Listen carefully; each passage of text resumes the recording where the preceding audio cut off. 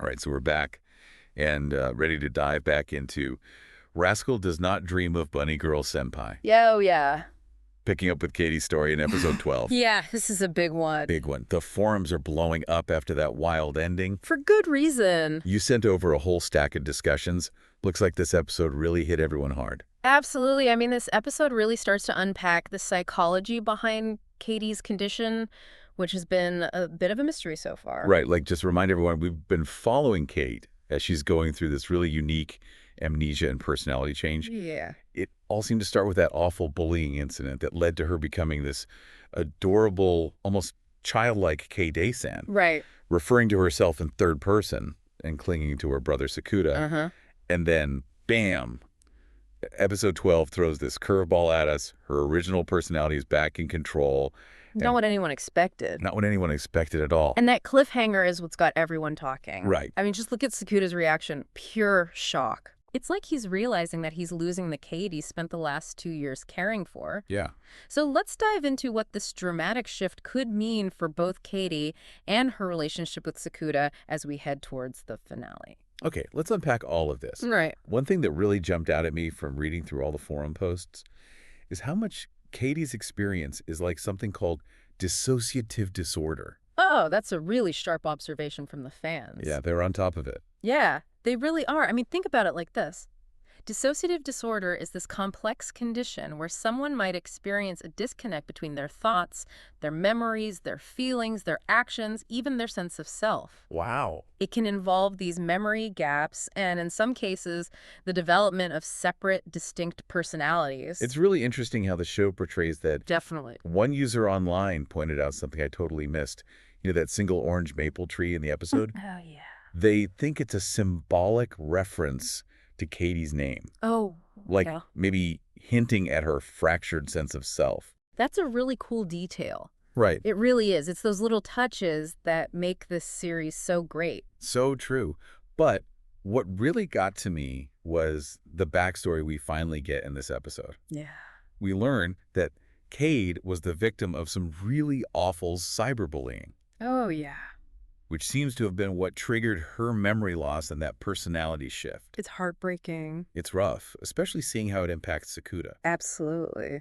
A lot of people in the forums are discussing his emotional journey in this episode. How he struggles to care for his sister, how he makes her wish come true by taking her to see the pandas at the zoo. Oh, yeah. I love that scene. It's so sweet, and then how he ultimately tricks her into going back to school, knowing that might trigger a change. I know. One person even said the zoo scene was their favorite.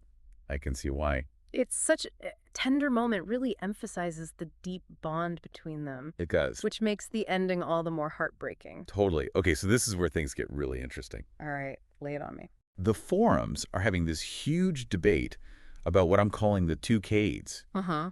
It's fascinating because some people are actually grieving the loss of the cute, panda-loving Katie-san. Wow.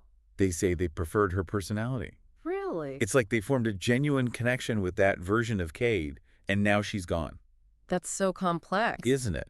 Because at the same time, you have these other people arguing that Katie-san was this almost false personality. Like a coping mechanism. Exactly. Created by the amnesia. Yeah. They see the return of the real Katie as a positive thing. Like a step forward in her recovery. Yeah. Interesting. And it gets even more interesting when you consider what one user brought up, a comparison to another anime, Zombieland Saga. Oh, okay. There's a character in that show who goes through something really similar, a merging of personalities. Hold on to that thought, because that comparison actually brings up some questions that we're going to dig into a little bit later. But first, let's explore some of the big questions that episode 12 left us with. These are also popping up all over the forum. All right, hit me with them. What are people wondering? I think the biggest one is, what's this original Katie going to be like? Right. Will she be a totally different person? Yeah, and will she even remember the bullying? Oh, that's a good point. And if she does, how will that trauma come out now that she seems to have her memories back? So many unknowns. And what about her time as Katie-san? Exactly. Will those years just be gone from her memory? If so, how's Sakuda going to handle losing that part of his sister? Right. It's almost like he's grieving, even though Katie is right there. It is. It's a really strange and unsettling situation. You can see that all over the forums. People are struggling with it. Some Yeah. people are even worried that this original Katie might not be the sweet, innocent girl they're hoping for. Oh, wow. We don't really know anything about her personality before the trauma. Yeah, that's true. We're going in blind. One user even wondered if she might turn out to be, kind of a jerk Oh, wow. or a sunder, which would totally change things up. For sure, especially her dynamic with Sakuta and their friends. Definitely. And then there are those physical scars from Katie's condition. Right. Sakuta literally bears those marks on his chest. Oh, yeah. It's a constant reminder of what happened. Heavy stuff. It makes you wonder if maybe deep down, Sakuta wished things could have just stayed the same. Yeah. Even though he knew it wasn't good for Kate in the long run. And that's the moral dilemma this whole arc is presenting. Right. You see it in the forum discussions. Everyone's wrestling with it. It's such a tough question. If you were Sakuta, which Cade would you choose?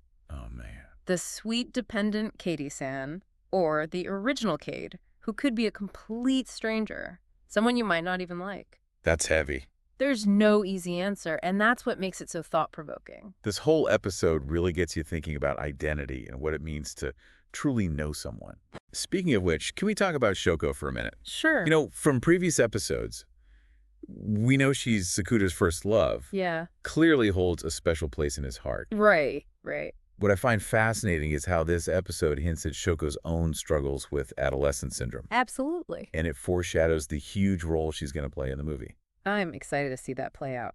We get these glimpses of Sakuta's past, how Shoko helped him through a really tough time, offering support and advice when he needed it most. And let's not forget that mysterious scene. Oh yeah, where we see her in a school uniform. Which definitely suggests she's connected to Katie's school somehow. It's all coming together, isn't it? It is. Shoko's story is clearly linked to both Sakuta and Katie's experiences. It seems that way. And this episode lays the groundwork for their reunion beautifully. But even with all these clues, we're still missing some pieces of the puzzle. That's what keeps us coming back for more. And that's what's driving all the speculation in the forums. Everyone's trying to figure out what's next. Especially with the final episode right around the corner. It's great to see how much people care. They're so invested. There are comments from fans saying they don't want the show to end. They're already starting to miss these characters. It speaks volumes about how emotionally connected people are to this show. It's definitely tugging at her heartstrings, and I think a big part of that is the animation. Oh, yeah. The way they use lighting and color in those crucial scenes. It really heightens the emotions. It does, but honestly, it's the voice acting that takes it to a whole other level. It really does. We talked about Kubo Eureka's incredible performance as Katie, but you can't overlook the nuanced work from all the voice actors. They're phenomenal. They truly bring these characters to life. They do. They convey all that joy, pain, and confusion with incredible depth. Absolutely. It's a great reminder that voice acting is an art form, even in animation. Absolutely. Okay, so we've got this super intense episode, a ton of unanswered questions, and now we're headed into the finale. I know, crazy. Which is also going to tie into the movie. I can't wait. Before we get into all that, I want to circle back to something you mentioned earlier, that comparison to Zombieland Saga. Ah, yes, the idea of merging personalities. Exactly. I think that's such a fascinating parallel. Let's explore that a bit more. Right. What could it mean for Cade? Yeah, so in Zombieland Saga, there's this character who regains her memories from a past life. Okay. But instead of one personality just taking over completely, they kind of merge. Wow. It becomes this integrated version of who she was and who she is now. So are you saying something like that could happen to Cade? It's possible. Could she keep parts of Katie-san even as her original personality comes back? It's a theory that's gaining a lot of traction in the forums. Interesting. Some fans are even thinking that maybe Kide-san wasn't a completely separate personality at all, Okay. but more like a hidden part of Katie's true self. Like, what do you mean? The innocent, carefree side of her that was buried under all the trauma. Oh, well, that would be kind of beautiful in a way. Wouldn't it? It would be amazing if both versions of Kate could exist together, maybe even support each other. Yeah. But that also brings up some tough questions about what it means to be whole. Right. To have a single, unified sense of self. Exactly. And that's what I love about this series. It tackles these really complex philosophical ideas about identity, memory, and what it means to be a person. It really does make you think. On so many levels. It does, but, aside from all the speculation about what's going to happen next, Yeah. there's this one question that I can't stop thinking about, and I see it coming up in the forums, too. What's that? It's not so much about the plot. Okay. It's more about how we, as viewers, connect with the characters. That question that sticks with you even after the episode is over. Exactly. It's the what would you do question. Yeah, I see that one a lot. The forums are full of people struggling with this. If you were Sakuda, which Cade would you choose? It's the ultimate empathy test. It is. Would you hold on to Kata-san, the girl who has stolen your heart with her sweetness and vulnerability? Or would you welcome back the original Cadius? Even if it meant letting go of the girl you've come to cherish. I have to admit, I was totally on Team Katie-san at first. Yeah, me too. But then I started thinking, wouldn't it be even more amazing to see Katie overcome her trauma and become her true self? Even if it means saying goodbye to a part of her that we love. It's a real ethical dilemma. There's no easy answer. But I think just the fact that the episode makes us think about these things is a testament to how powerful it is. It really is. And it's got me even more excited. I don't know, maybe terrified is the right word. Yeah, I get that. For the final episode in the movie. I know. So much is up in the air. There's the mystery of Shoko coming back, the possibility of conflict between the two Katies. Right. And will Sakuda be able to help his sister find peace and happiness? It's going to be a wild ride. It is, but that's why we love this show, right? It makes us think. It keeps us guessing. Keeps us on the edge of our seats. So, to everyone listening out there, yeah, we leave you with this. Put yourself in Sakuda's shoes. Which Katie would you choose and why? There's no right or wrong answer.